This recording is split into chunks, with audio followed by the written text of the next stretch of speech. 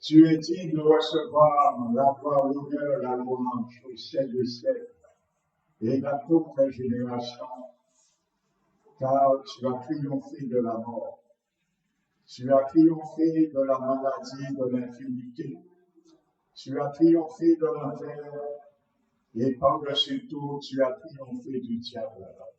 Merci Seigneur pour tout esclavage que tu peux briser sur nos vies, car il n'y a aucun nom qui est au-dessus de ton nom.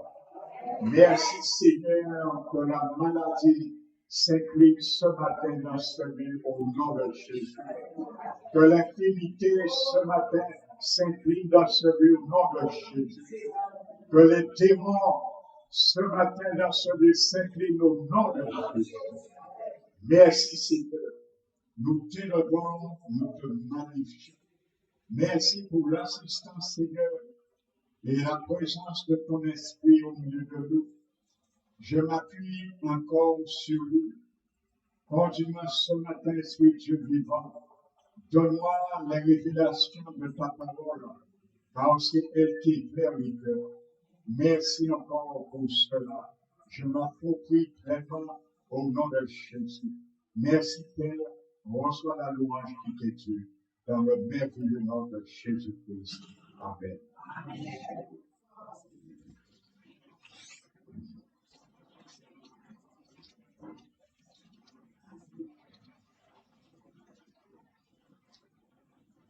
Je vous bénis, frères et sœurs, chaleureusement, fraternellement, dans le nom du Seigneur. Et ceux qui nous visitent ce matin, les invités soyez bénis. Amen. Alléluia. Donc, je vais continuer ce matin sans plus tarder la deuxième partie de ce message qui s'intitule Ton nom peut-il être effacé du livre de vie? Alléluia. Nous avons déjà répondu la parole de Dieu. Nous avons déjà répondu en partie. Alléluia.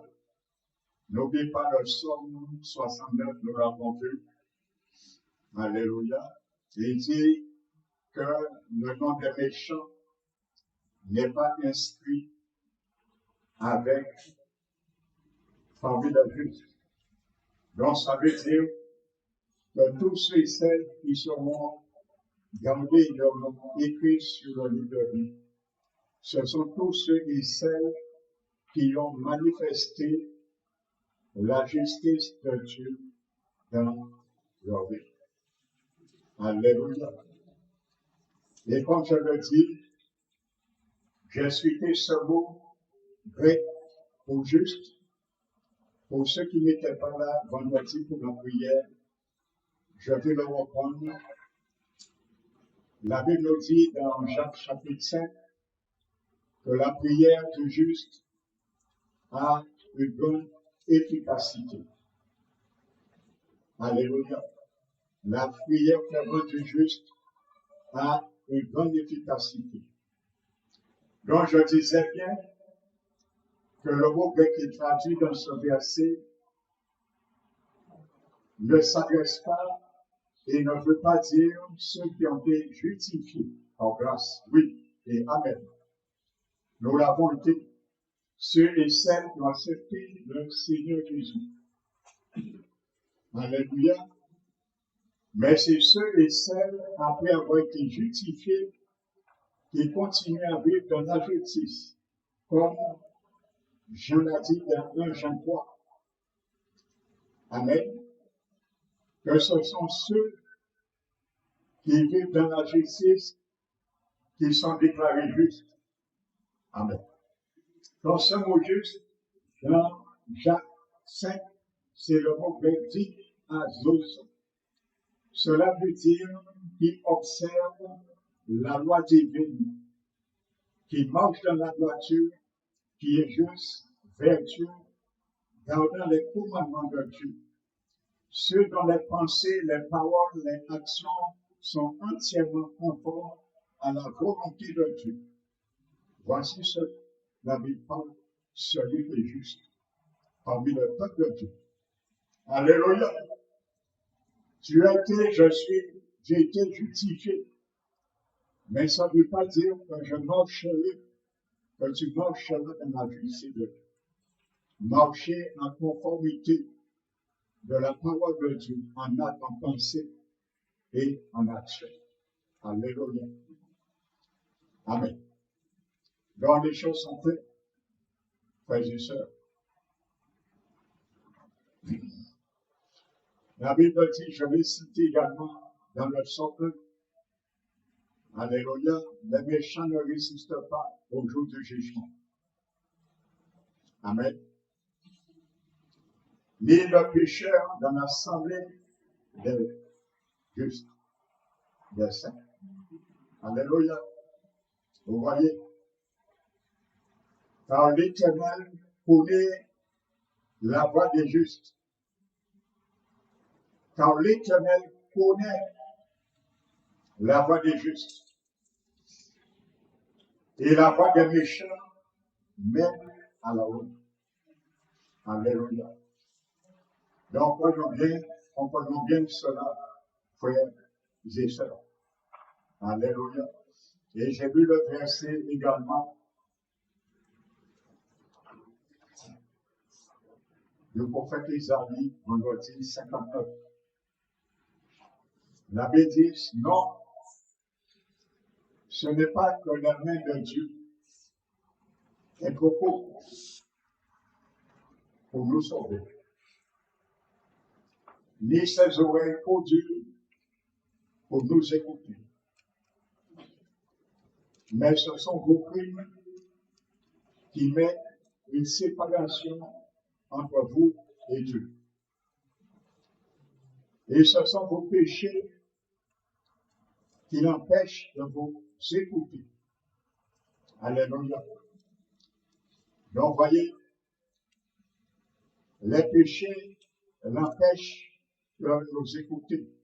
Et nos crimes ou de méchanceté empêchent d'agir. Alléluia. Et vous savez, le plus grand crime qui existe dans le corps du Christ, c'est le paix. Oh, mais pasteur, qu'est-ce que tu dis là? Nous ne sommes pas des criminels. 1 Jean 3 dit, celui qui est né de Dieu, toi et moi, si tu as l'esprit de Dieu, cette parole s'adresse à toi.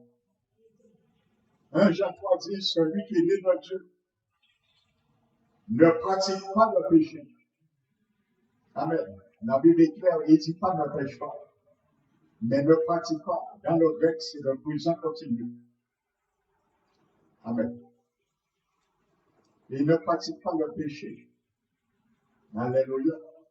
Car la semence de Dieu demeure en lui. Car il ne peut pécher, car il est né de Dieu. Quand la Bible dit ne peut pécher, il parle de l'esprit régénéré. Par ça que nous péchons par la faiblesse de notre corps. Mais nous ne vivons pas. Il dit bien, ne pratique pas le péché. Alléluia. Donc le mot pratiquer, c'est prendre une vie comme ça va de soi. Ça veut dire, c'est un mode de vie. Il y a beaucoup de chrétiens qui ont adopté aujourd'hui ce mode de vie. Comme ça, le Seigneur m'a mis à cœur de porter cet enseignement. Est-ce que ton nom, mon nom peut être effacé un jour dans la vie de Dieu? Et je peux dire oui. C'est Jésus qui l'a dit, c'est pas moi. Nous l'avons vu dimanche dernier. Dans Apocalypse chapitre 3. C'est Jésus qui a dit cela. Oui, ton nom peut être effacé. Et c'est lui-même qui l'efface. Alléluia. C'est pas un pasteur, c'est Jésus qui l'efface. Alléluia. Amen. Nous ne croyons pas, nous sommes sauvés par pauvres. Nous sommes en train d'être sauvés. J'aime beaucoup dire cela. Alléluia. Et ensuite, il dit que celui qui est né de Dieu, il aime ses frères. Et il dit, celui qui est ou haïs ou déteste, le mot grec qui traduit pour haïr veut dire déteste aussi. Détester.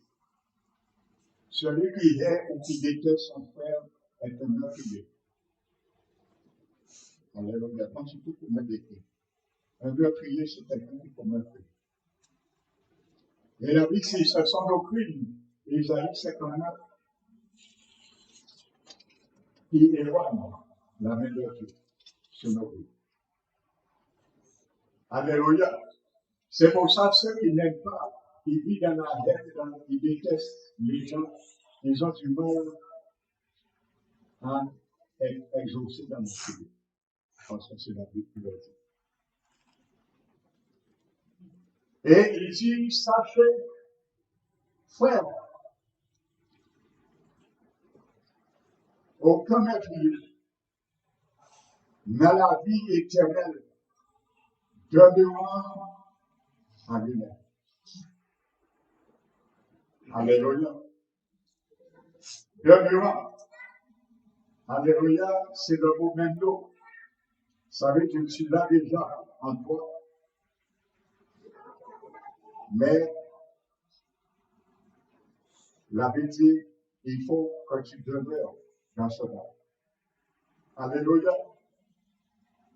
Donc j'ai cité dans Jean 6, et je citais bien, il y a 3 versets, 50, 51, 53.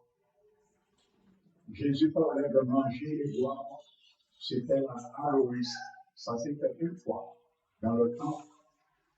Mais à partir du verset 54 jusqu'à 58, la conjugaison change. Ce n'est plus aoriste, mais c'est un participe présent, qui veut dire une action qui se continue et se perpétue sans cesse. C'est cela. Alléluia. Que Jésus ressuscitera au dernier jour. Amen. Prenons Philippiens chapitre 4 pour continuer ce matin. Philippiens chapitre 4. Et toi aussi, verset 3, fidèle collègue, l'apôtre Paul dit Paul. Oui, je te prie de les aider, elles qui ont combattu pour l'évangile avec moi et avec Clément et mes autres compagnons d'œuvre, dont les noms sont dans le livre de vie.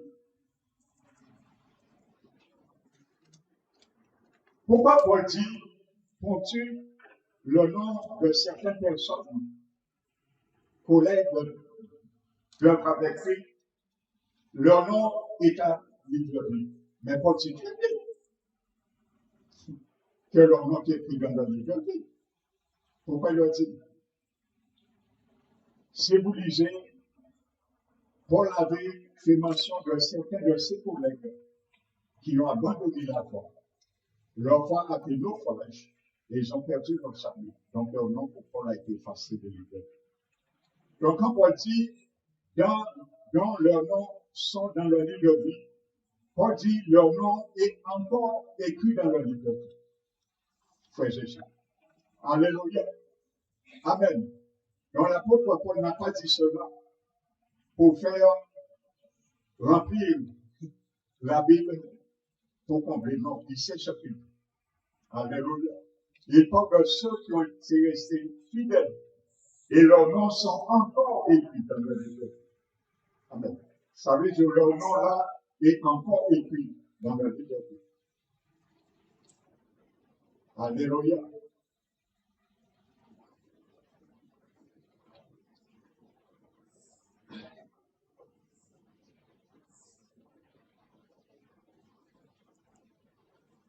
Vous savez, le Seigneur avait dit que dans les derniers temps, le mystère de l'iniquité sera apparu. Vous savez, quand la parole parle du mystère de l'iniquité, et ne vise pas uniquement les païens. Amen. Il vise aussi l'Église. Amen. Parce que Paul parle aussi des iniquités qui se passent aussi dans l'Église. Amen. Donc, quand il dit le mystère de l'iniquité sera accompli, il vise aussi l'Église. Amen. N'oubliez pas ce que Paul a dit, frères et sœurs. Dans le chapitre 1 de la deuxième épître de l'apôtre Pierre, la répétition est salutaire.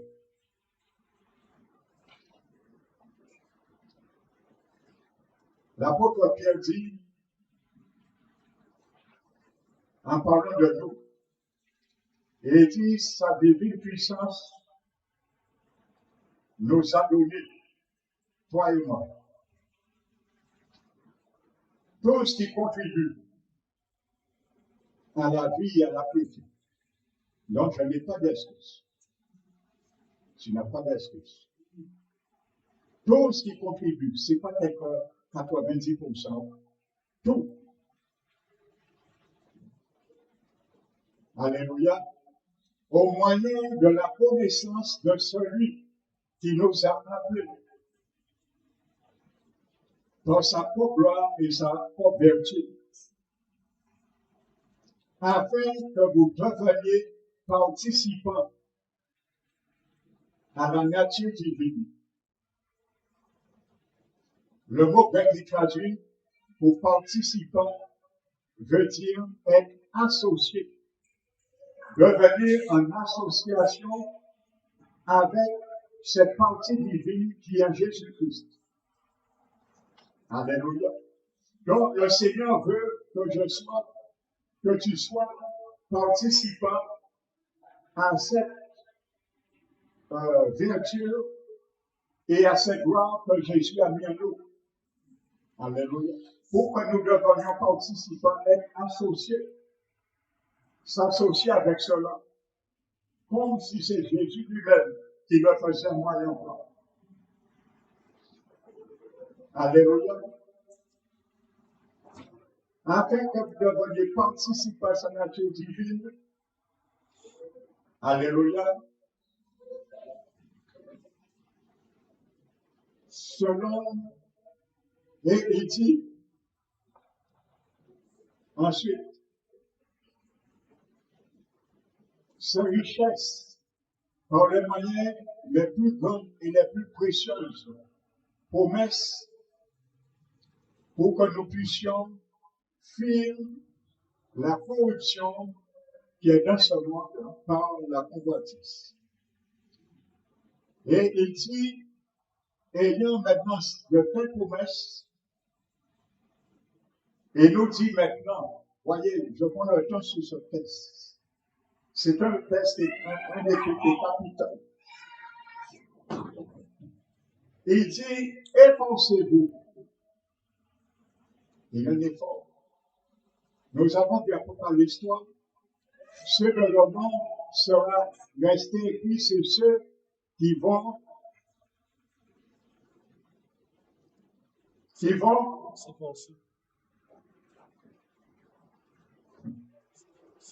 Apocalypse 3.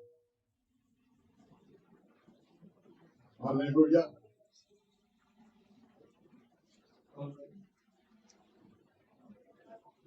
Celui qui vaincra, il faut vaincre.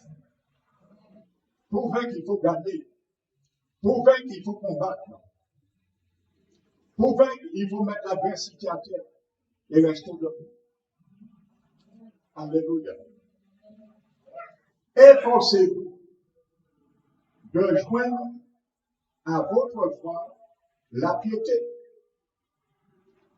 Parce que la piété et la gloire de Jésus, c'est le moyen qui est moi en toi qui me permettra de faire cela. Donc, ce que j'aimerais dire, efforcez-vous de joindre à votre foi la vertu Alléluia. À la vertu, la piété. À la piété, la connaissance. À la connaissance, la maîtrise de soi. À la maîtrise de soi, la patience. À la patience, l'amitié fraternelle. Et à l'amitié fraternelle, l'amour. Et il a dit, si ces choses sont en vous et en abondance, il vous reste un point oisif, ni stérile en ce qui concerne la connaissance de notre Seigneur Sauveur Jésus. Mais écoutez, il continue, il dit, pour ceux que ces choses ne sont point, qui sont en quelque sorte pas arrivés à appliquer dans leur vie, on les a délaissés, ils sont aveugles, ils ne voient pas loin, et ils ont mis en oubli la purification de leur ancien péché. Qui a été purifié de leur péché? Répondez-moi. Qui a été purifié de ce péché? Toi et moi. Qui est de nouveau. Donc il s'agit chrétien est de nouveau. Qui semble cela. Nous sommes d'accord. Ils oublient. Ils ont bien oublié la purification de l'ancien péché. Parce que, au nom de Jésus, il n'y a plus de condamnation sur ceux qui sont Jésus.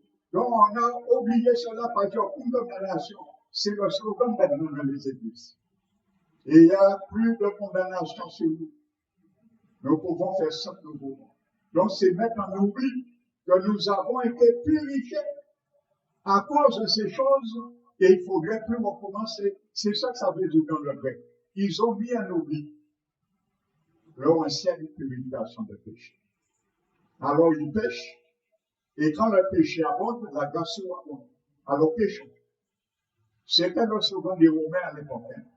C'est pour ça qu'on devient très fâché avec son épée aux Romains. Et il dit avant, vous allez pécher avec la grâce qui abonde. Mais vous êtes tombé sous la tête. Les Romains disaient, comme la grâce abonde, alors plus on va pécher. Un chrétien romain va pécher, plus la grâce va surabonder. Donc c'est comme ça qu'ils avaient compris cela. Alors Paul est venu les tirer les oreilles. Il les voit laisser les boîtes. Continuons. 2 Pierre 1. La Bible dit ensuite, donc, ayant de telles promesses, il dit maintenant, appliquez-vous.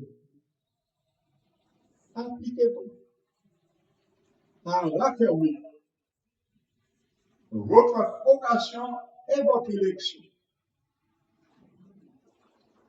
Alléluia. C'est ainsi que le royaume éternel vous sera largement accordé. Alléluia. Frères et sœurs, c'est ainsi. Alléluia. Le royaume éternel, la vie éternelle, c'est un sandwich que tu as j'ai dans ma main. Les 2 morceaux du pain, il y a la vocation et il y a l'élection. Les 2 font le sandwich qui s'appelle la vie éternelle.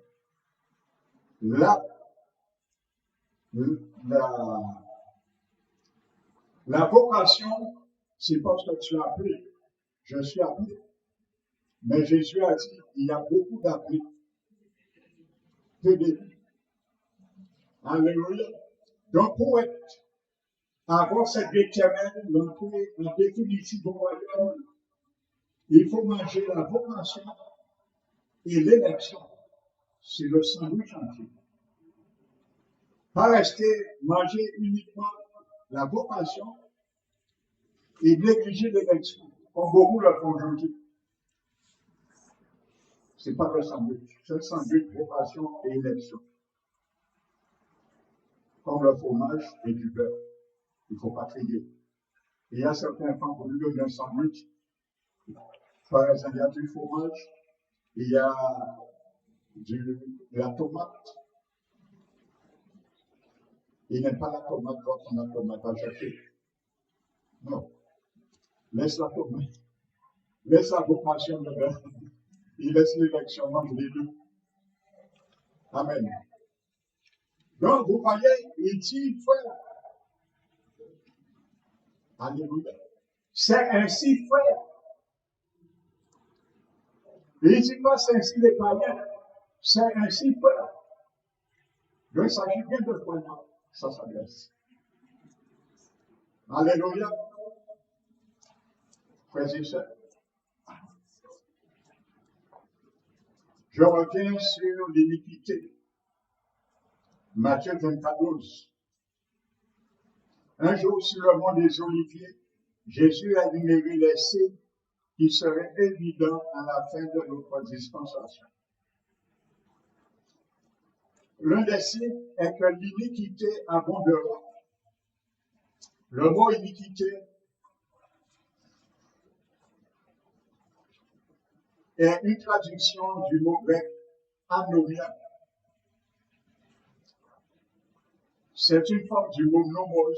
Nomos veut dire roi, la loi de Dieu. Amen. Donc, utilisé pour décrire la norme, le mot nomos décrit la norme de ce qui est légalement ou moralement correct. Légalement ou moralement correct. Vous savez, quand la Bible parle, celui qui pêche contre un seul commandement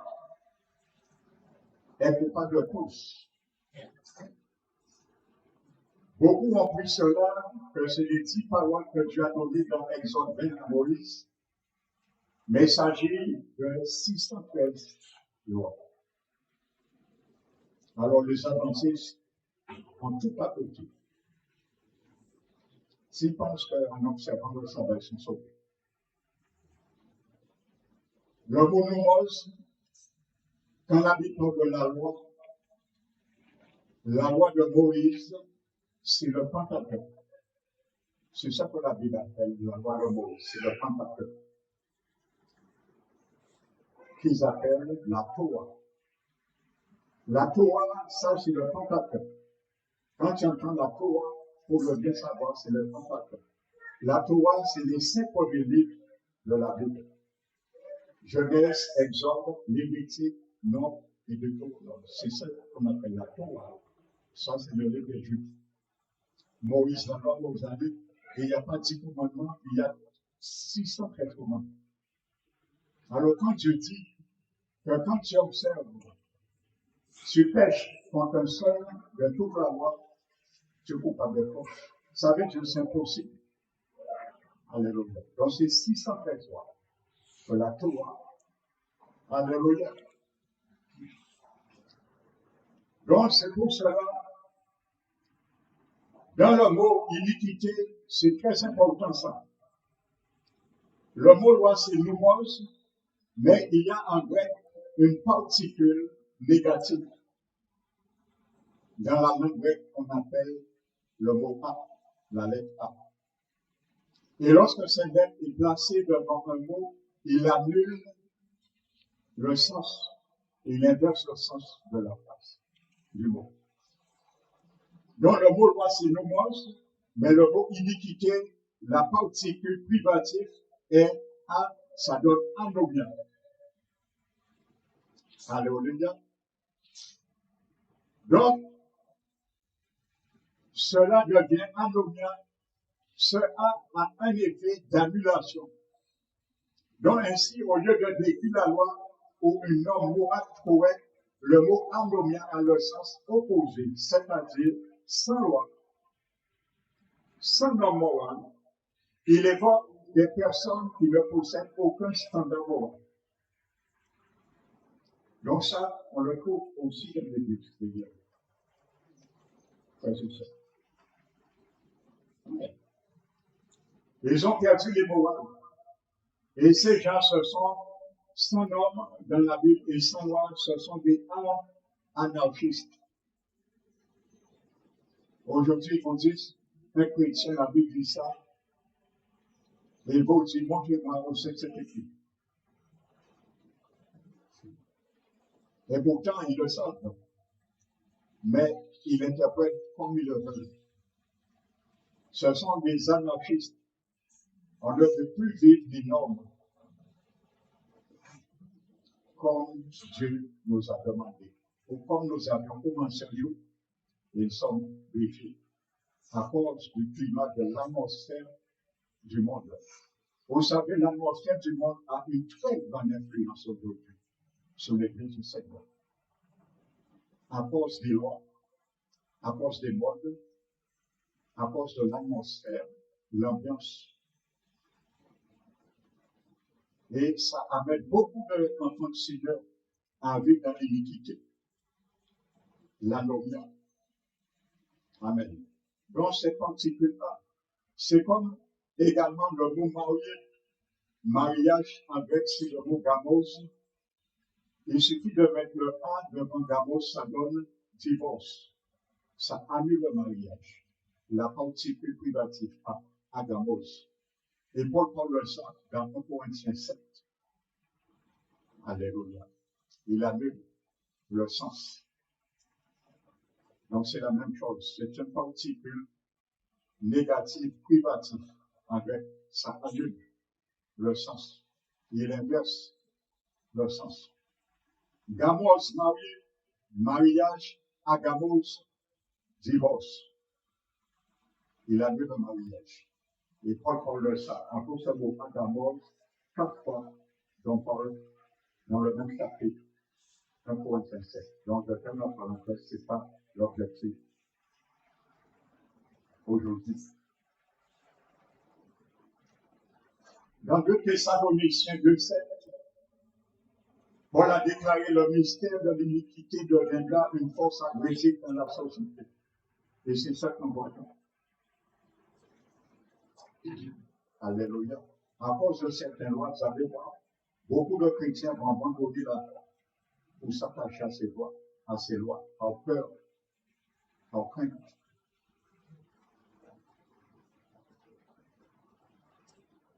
Ainsi de suite.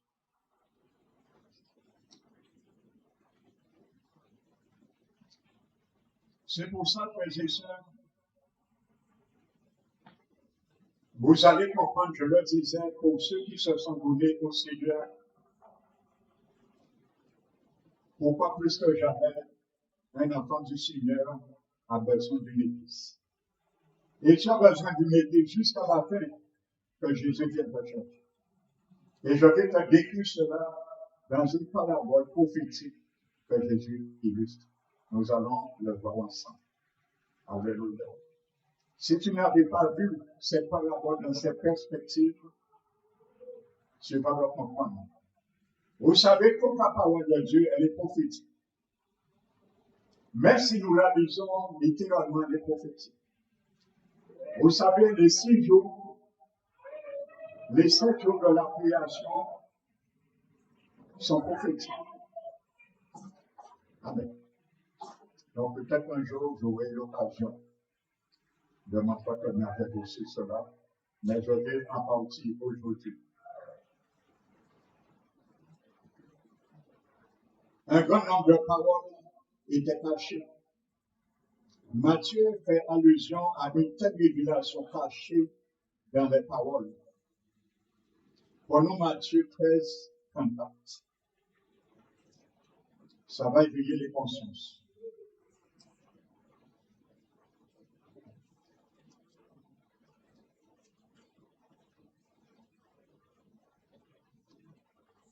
Jésus dit tout cela aux foules en parabole. Les disciples, bien sûr, étaient là. Et il ne leur parlait point sans parabole, afin que s'accomplisse, écoute bien, afin que s'accomplisse ce qui avait été annoncé par le prophète. J'ouvrirai la bouche pour parler en parabole. Je proclamerai des choses cachées depuis la création, Il s'agit de Jésus. Amen.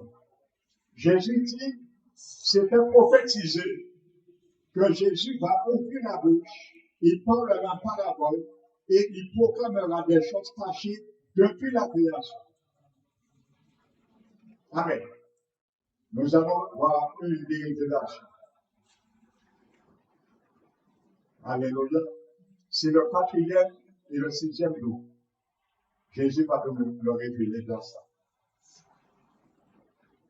Jésus va nous révéler le 4e et le 6e jour de la création, prophétiquement dans cette parabole.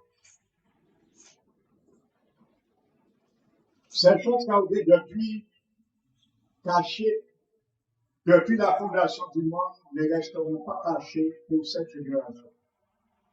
Donc nous sommes arrivés au moment du calendrier d'hiver et il n'existe plus d'obstacle à la révélation et à la découverte relative aux événements des temps. Vous savez, en examinant de très près les 2e et 4e jours du récit de Genèse correspond à les déclarations d'Ésaïe.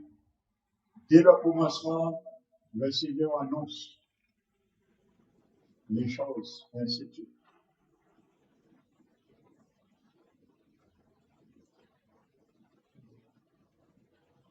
Les implications scripturelles indiquent que le corps du Christ sera enlevé au ciel au bout de 6000 ans d'histoire humaine.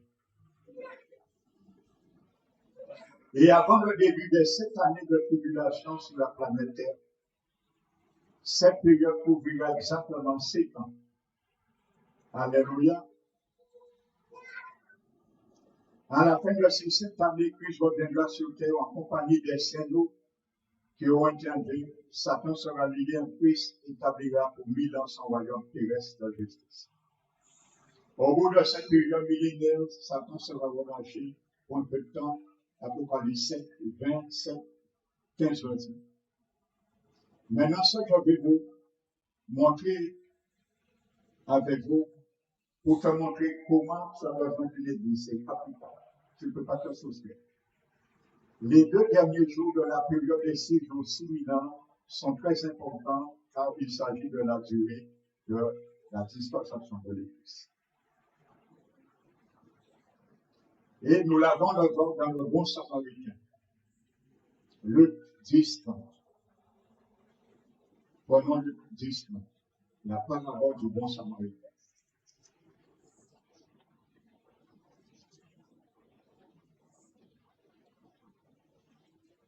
Jésus reprit la parole et dit, un homme descendait de Jéricho, de Jérusalem plutôt à Jéricho. Il tomba au milieu des brigands qui le dépouillèrent, le rouèrent de coups et s'en allèrent en le laissant de lui-même.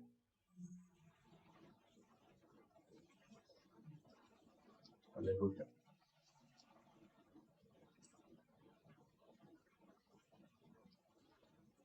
Demi-mort. C'est très important. Amen. Dans ce verset, le mot, alléluia, c'est le mot éméthèse. Amen. Cela veut dire mort naturel, être mort, et métaphoriquement être mort spirituel. Ce mot décrit les 2 morts, physique et spirituel. Nous allons comprendre, je parle ce matin de ce texte prophétiquement avec toi. Demi-mort. Regardez à la Genèse, Dieu avait dit à Adam, tu mourras 2 fois, je le répète. Mort physique, mort spirituel et mort physique. La mort qui a frappé Adam et Ève, c'était la mort spirituelle. C'est déjà connu. Ils ont été frappés spirituellement, instantanément, spirituellement. Mais la mort physique a pris du temps. Donc, ils étaient à demi-mort. Alléluia. Parce que la mort spirituelle est venue instantanément, mais la mort physique n'est pas venue. Donc, spirituellement, en quelque sorte, c'est eux, ils ont été frappés. Ce gars-là, c'est Abraham et l'humanité, en quelque sorte. Alléluia. Donc, demi-mort. Amen.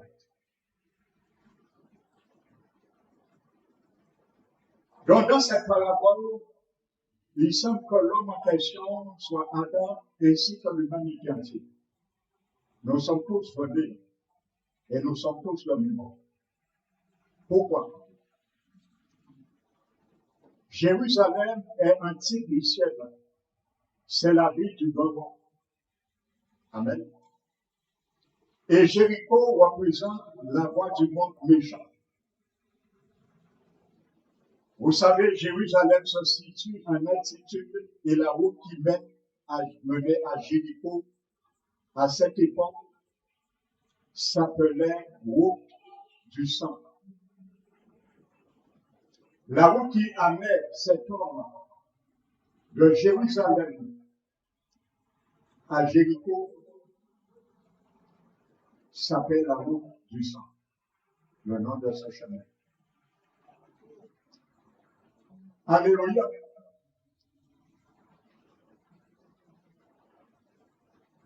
Donc, Jésus a pris aussi cette route.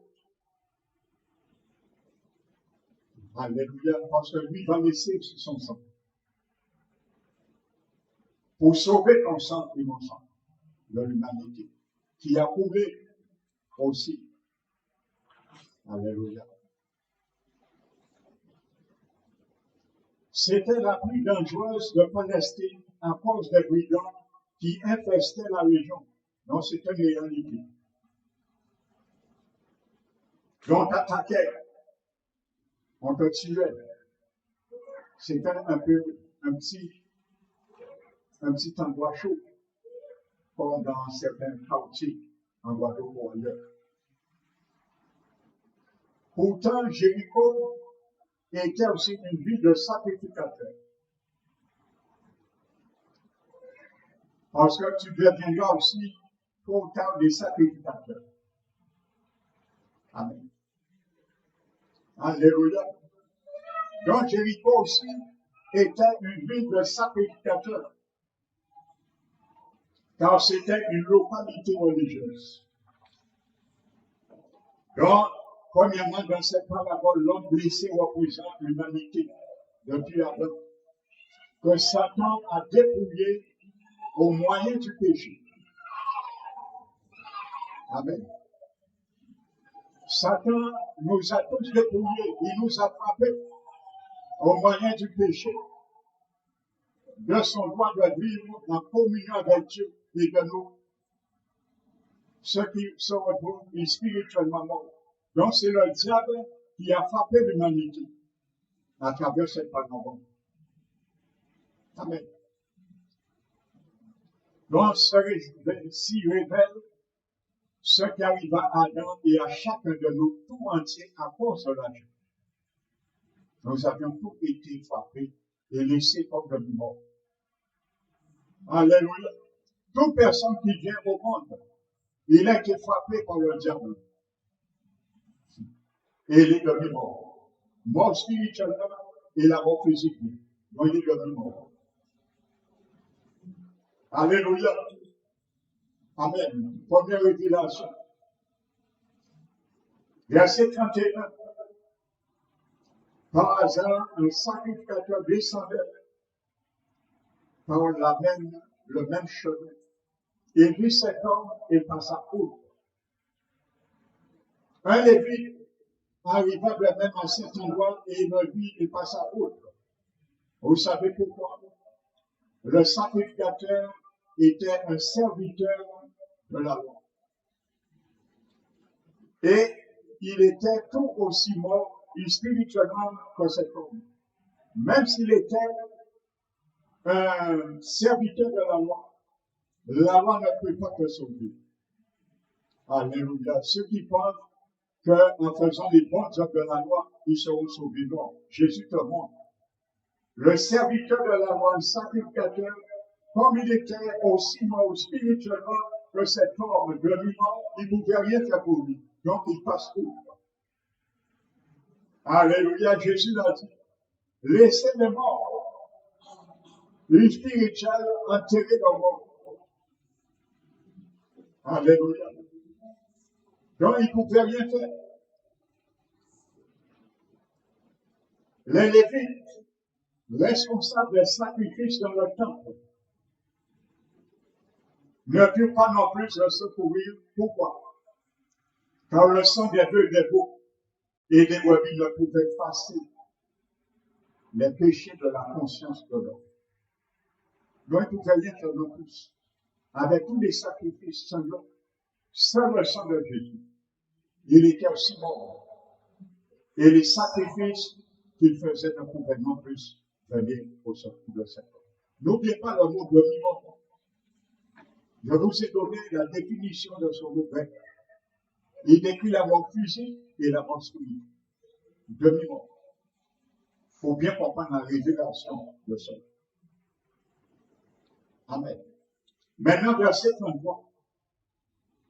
Mais un Samaritain qui voyageait, vous voyez bien qu'il voyageait. Il avait une mission. C'était Jésus. Alléluia. Tu vas voir ce Samaritain, c'est Jésus. Il voyageait parce qu'il est sorti de Jérusalem, la cité céleste, et il avait peur de lui. Pour relever l'humanité que le diable a frappé, a dépouillé de la présence, de la communion de Dieu, tous les hommes, le diable. Alléluia. Il arriva près de lui, le vit et en eut compassion. Amen. Il voyageait. Il était passager voyageur. Il est resté 33 ans mis sur la terre et il est reparti où qu'il était venu. Il voyageait. Jésus. Amen. Le verset 33 déclare qu'il voyageait, arriva près de lui. Nous savons Jésus en acquis sur cette terre, ainsi de suite. Il vint là au secours des hommes afin de payer la dette de leur péché et de ressusciter l'humanité de la mort spirituelle. Il est venu pour cela. Jésus est venu ressusciter l'humanité qui était morte spirituellement. Il est sorti du ciel. C'est pour ça la Bible dit, vient de Jérusalem, la cité céleste. Amen. Il s'est fait péché pour nous afin que nous vivions et devenions justice de Dieu en lui. 2 Corinthiens 5, 21.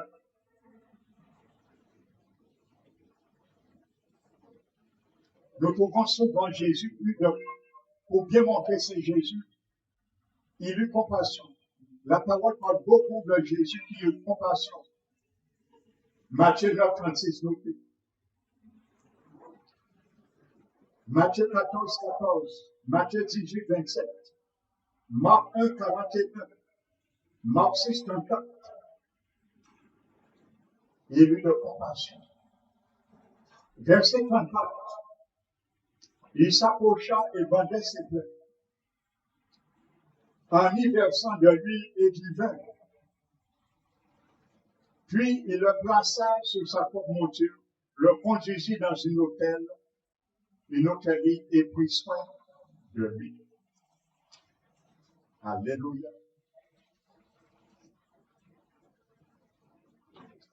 Dans Matthieu, chapitre 9, verset 17, Jésus a dit, on ne met pas du vin nouveau dans le vieil outre. À l'époque, ces outres étaient faits de cuivre et avec le temps présentaient des catholiques. Pour les habitants, il fallait des individus qui leur permettaient de recevoir le vin nouveau, qui était le type du Saint-Esprit. Amen. Lui mentionne dans cette parabole, représente l'œuvre du Saint-Esprit dans l'esprit humain, comme le déclare Paul dans Tite 3:5. Nous avons été sauvés, non par les bonnes œuvres de justice que nous aurions faites, mais en vertu de sa propre miséricorde, par le bain de la régénération et au renouvellement du Saint-Esprit, par le Seigneur Jésus. Alléluia. Le Seigneur nous montre le bain de la régénération. Jésus est venu. C'est pour ça qu'il lui donne, il a fait de lui. Alléluia. Il nous montre comment il va ramener la nouvelle naissance maintenant. Parce que c'est la nouvelle naissance qui te retire de la mort spirituelle. Donc, il apporte l'élément premier, lui, image symbole du Saint-Esprit. Et deuxièmement, le vin. Le vin, le sang. Alléluia. Donc, dans ces paraboles, l'huile et le vin symbolisent l'œuvre du Saint-Esprit comme la parole qui apporte le salut dans la purification et la régénération de l'esprit, mais par le Saint-Esprit. Donc, Jésus vient apporter la nouvelle naissance. La régénération qui permet de passer par la mort spirituelle à la vie spirituelle. Alléluia. Continuons.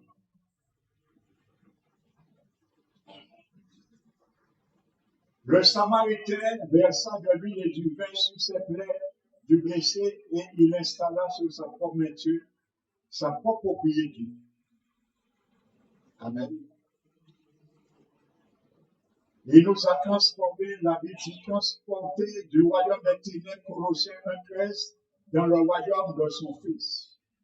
Le bon Samaritain, Jésus, amena cet homme dans une hôtellerie pour qu'on lui prenne soin de lui en son absence. Parce qu'il doit repartir, Jésus. Il était de voyage. Il est retourné. Qui prend soin de ceux et celles qui sont nés de nouveau? Frères et sœurs, l'Église. L'hôtellerie, c'est l'Église.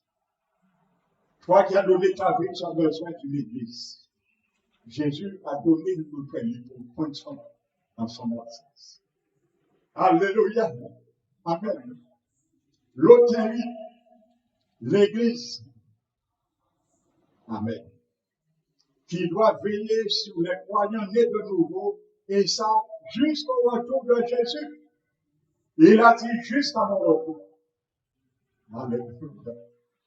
Donc tu as besoin d'une église pour convaincre ton âme, des serviteurs. Ceux et celles que Dieu a établis évêques sur ton âme.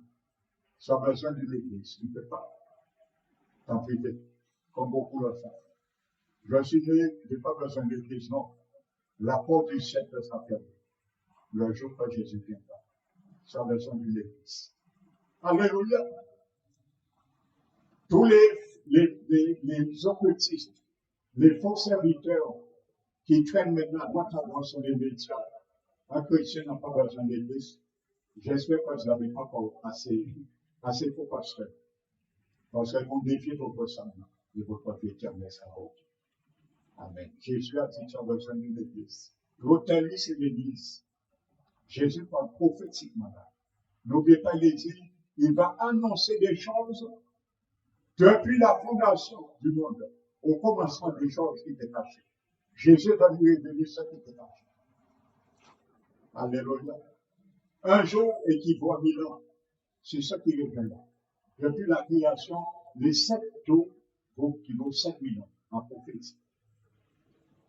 Amen. Dans l'hôtellerie, c'est l'église qui doit veiller sur les croyants nouveau-nés et jusqu'au retour de Jésus. Amen. Et il a dit, jusqu'à mon retour. Amen. Parce qu'il reviendra chercher l'église. Amen. Il n'y aura plus personne à veiller sur l'église quand il reviendra. Il viendra le reprendre. Et il n'y aura plus d'église. Parce que l'église va maintenant être changée en épouse. L'église, c'est le corps maintenant, mais sans l'épouse. quand Jésus reviendra. Amen. Alléluia. Verset 35. Le lendemain, il sortit deux deniers. Voici la révélation. Deux deniers. Les donna à l'hôtelier. L'hôtelier, ce sont les serviteurs ou l'Esprit Saint qui s'occupent de l'hôtelier.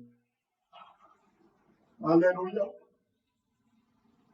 Il sortit deux deniers. Il donna à l'hôtelier et il dit, prends soin de lui. Le Seigneur m'a dit, prends soin de toi, mon frère, ma soeur.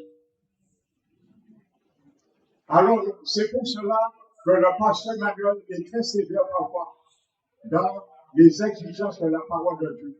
Parce que Jésus m'a donné une mission. Prends soin de toi. C'est ma mission. Je ne dois pas faillir ça. Alléluia. L'hôtelier, c'est les ministres de l'évangile. Ceux que Dieu a établis. Les papes, les apôtres, les prophètes, les évangélistes, les docteurs et les pasteurs. Ce n'est pas ni les papes, ni les prêtres, les clergés. Il y a 5 ministres. Les papes et prêtres, je ne connais pas ça. Amen. Il y a 5 ministres que Dieu a établis dans son Église. Alléluia. Et ça ne veut pas dire, je le précise, quand l'Éphésiens 4 dit que Dieu, lorsqu'il est sorti dans les profondeurs de la terre, il est monté pour accomplir toutes choses. Il a fait des dons à l'Église.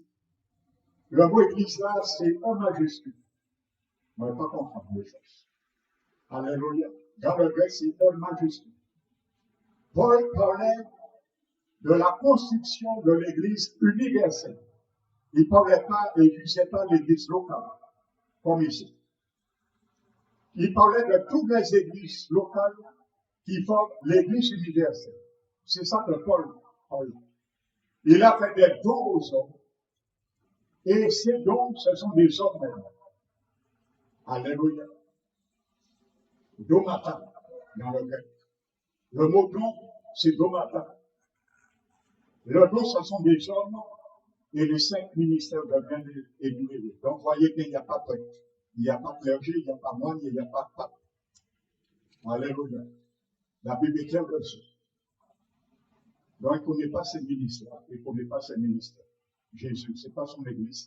Il a dit, je bâtirai mon église. Alors, ceux qui ont bâti avec des papes, tout ça, Jésus ne connaît pas ces églises. Ça ne lui appartient pas.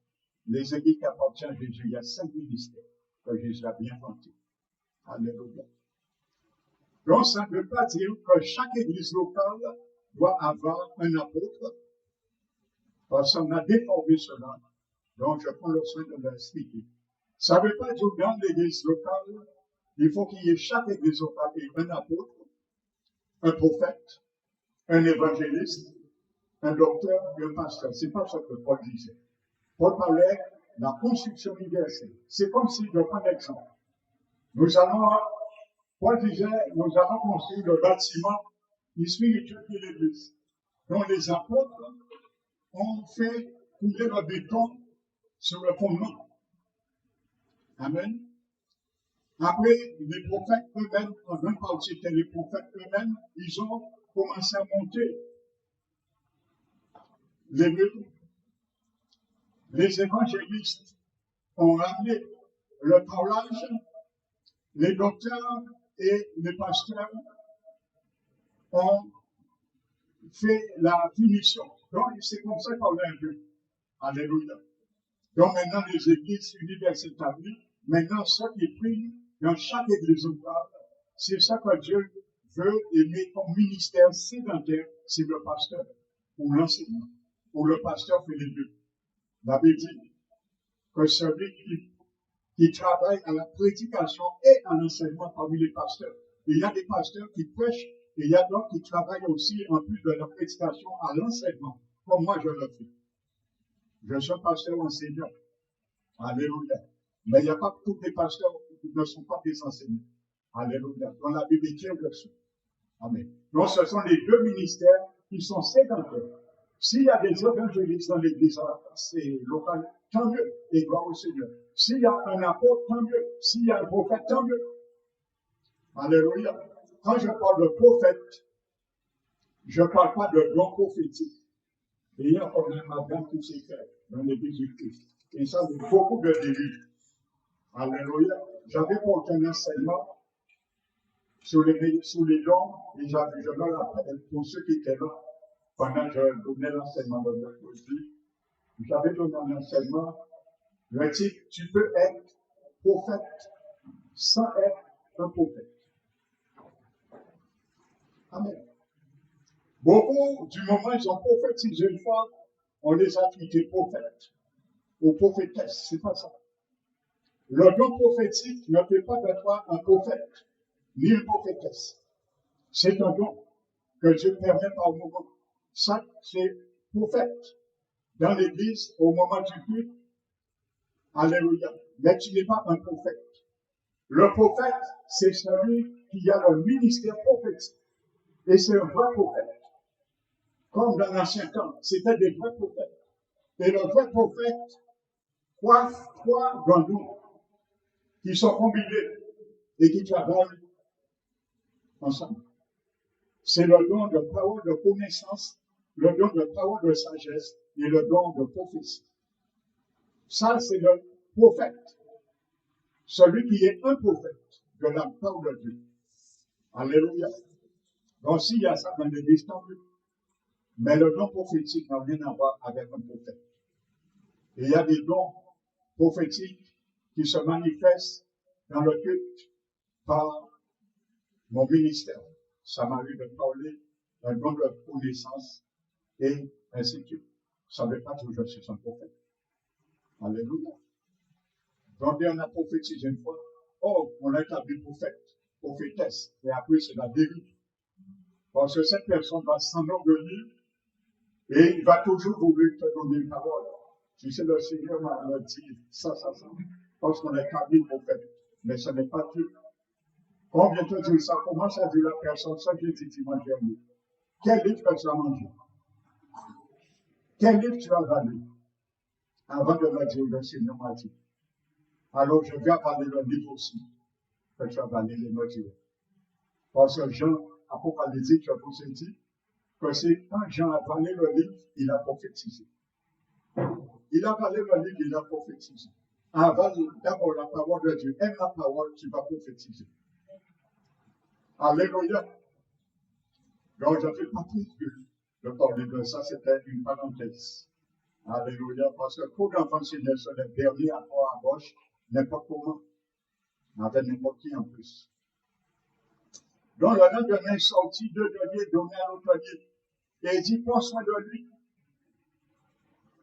Et ce que tu dépenses en plus, je te le paierai moi-même à mon retour.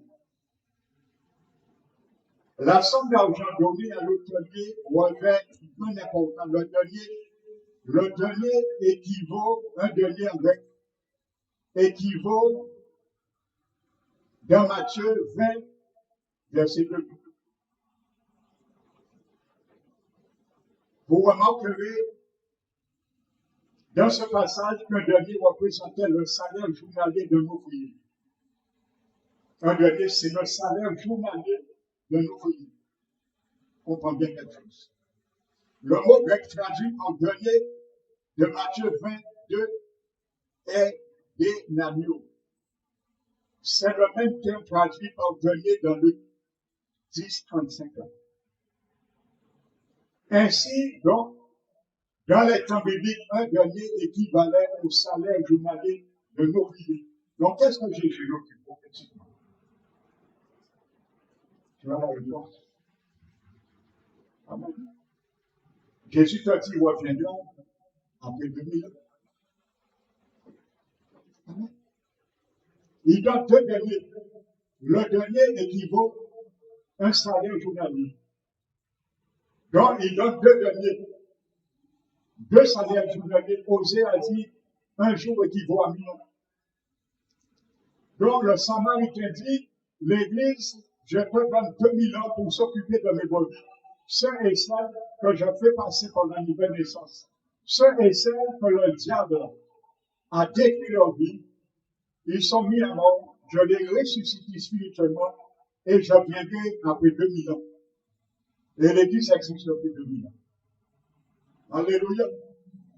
Dieu donne, les choses sont claires et précises. Il n'y a pas de bavure. Alléluia. Donc le bon samaritain remis à l'hôtelier devant prendre soin du blessé, le salaire de 2 jours qui représente 2000 ans, période courant de la dispensation de l'Église. Et Jésus viendra après 2 jours. 2000 ans, on reprend son Église. Et il a tout donné. Alléluia.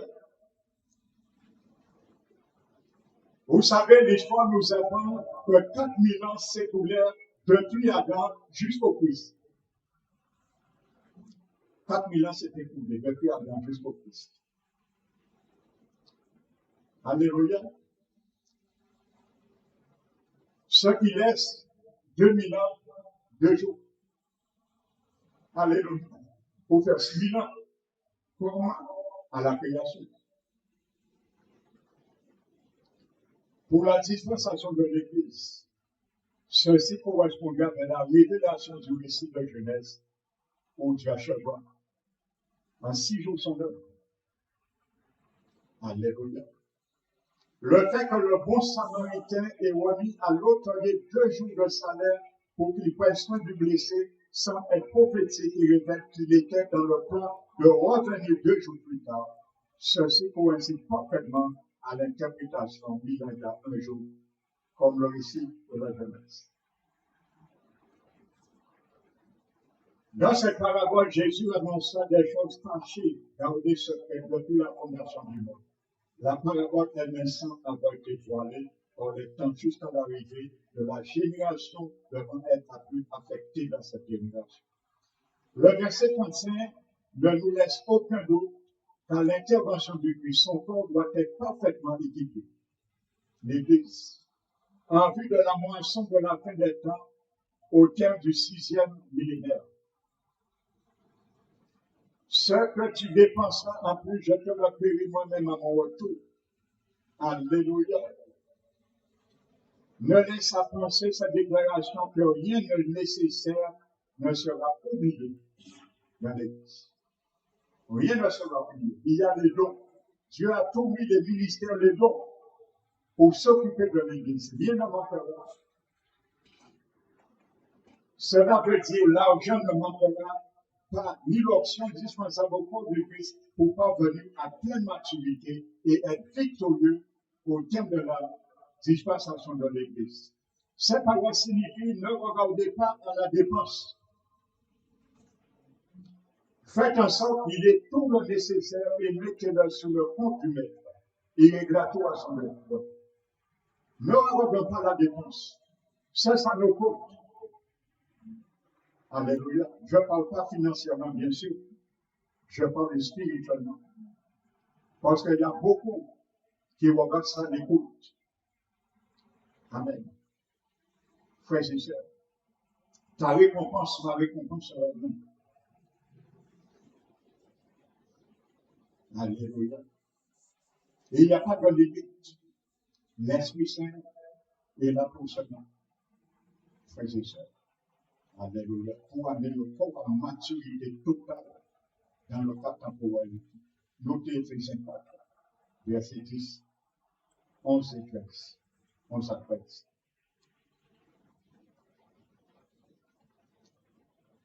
Donc, conclusion de cette parabole, ça comporte également une invitation prophétique. Le retour du bon samaritain Jésus est attendu 2 jours plus tard. Alléluia. Il a donné 2 deniers. Et il a dit à mon retour, ça veut dire qu'il revient 2 jours après. Il n'est pas venu 2 jours après.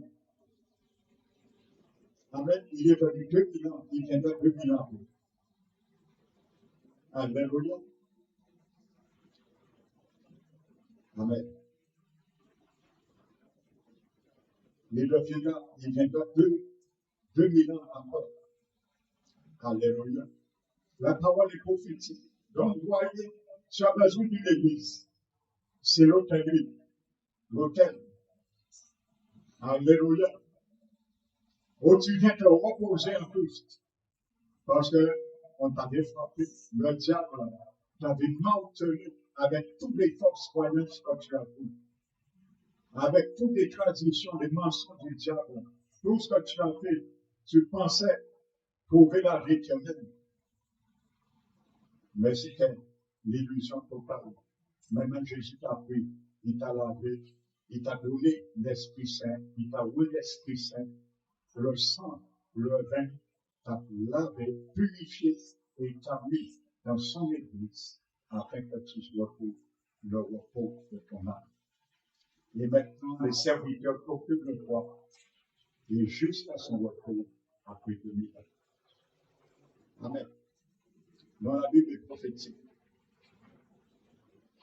Je termine comme cela qui me vient.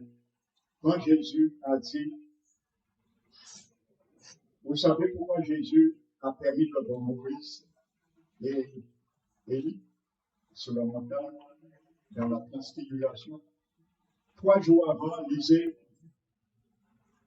vous allez voir, 3 jours avant cela, Jésus disait aux disciples, Amen, que certains parmi vous, les 12,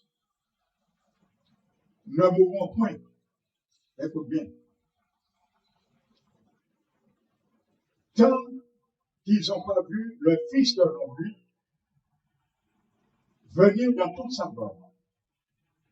Ça m'a martelé beaucoup, ce verset. Je pense à Martel aussi. Amen. Et tous sont morts. Ils n'ont pas vu Jésus venir dans sa gloire. Ça veut dire reprendre l'Église. Je vais t'expliquer prophétiquement, ça c'est peut-être prophétique aussi, une parole prophétique. Jésus leur dit ça 3 jours après. Jésus avait Pierre et Jean avec lui. Et il a fait expérimenter cette parole qu'il avait dit 3 jours avant. Et Moïse qui est mort, nous le savons, c'est Dieu lui-même qui l'a tiré. Satan discutait son corps. Peut-être qu'il qu'on se voit, il fait nous faire sortir lui, ou faire un stèle, nous faire pèlerinage, peut-être c'est ça le TV. Comme pour Moïse, elle peut faire un stèle et un sujet de pèlerinage. Et Élie qui n'est pas mort, il est au ciel, nous le savons aussi, et il doit revenir mourir. Jésus montre Moïse et Élie, et lui, et ils sont transfigurés dans la gloire. Donc Jésus montre,